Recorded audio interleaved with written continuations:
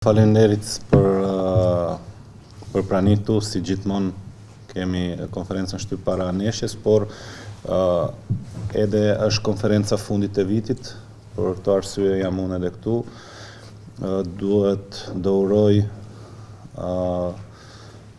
gjithë sportdashës edhe gjithë tifozët Vllaznia një fund viti bukur, por jo vetëm tifozët, edhe gjithë njerëzit e thjeshtë që s'kan lidhje me futbollit, uroj një festat fund vitit sa më bukur edhe shpresoj do realizohet në vitin 2022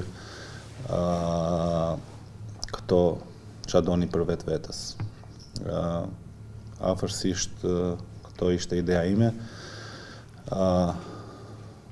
Jam shumë i lumtur që jemi ardhur në një fund viti, një vit shumë interesant ku bosh një vizë në fund vitit, mendoj është një vit suksesshëm edhe besoj edhe nesër do japim një dhuratë për tifozët, një fitore në fund vitit që është nga ana jon i vetmi që kemi mundësi do bëjmë.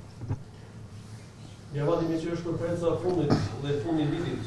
Ka filluar të mendoj Vllaznia për merkaton? Kemi fillu ka një muj ose 2 muj që kemi bë afërsisht një gjë që na intereson në merkato, por dua do e dini në merkato dimrit është shumë i varfër, edhe çdo njeri që mendon në merkato dimrit do zgjidhin kampionatin shqiptar, besoj do jetë shumë vështirë. Unë nuk shoh në merkato dimrit një cilësi, edhe kemi eksperiencë edhe nga vjet ku në merkato dimrit nuk kemi bërë shumë lëvizje, edhe shumë pak lëvizje do bëjmë edhe këto merkato dimrit. Nuk besoj 1 ose 2 lojtar do vikene, jo më shumë. Edhe këto nuk janë obligative, se na vjen një gjë në dorë, patjetër do veprojmë. Largimi do të ketë njerëz bërë publik pas deri tashmë.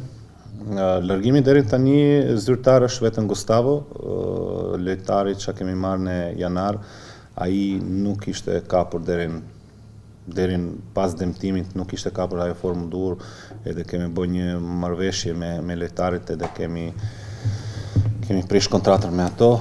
Do ketë largimet patjetër, por deri nuk mbaroj me lojtarët nuk kam mundësi të zgjerë informacione.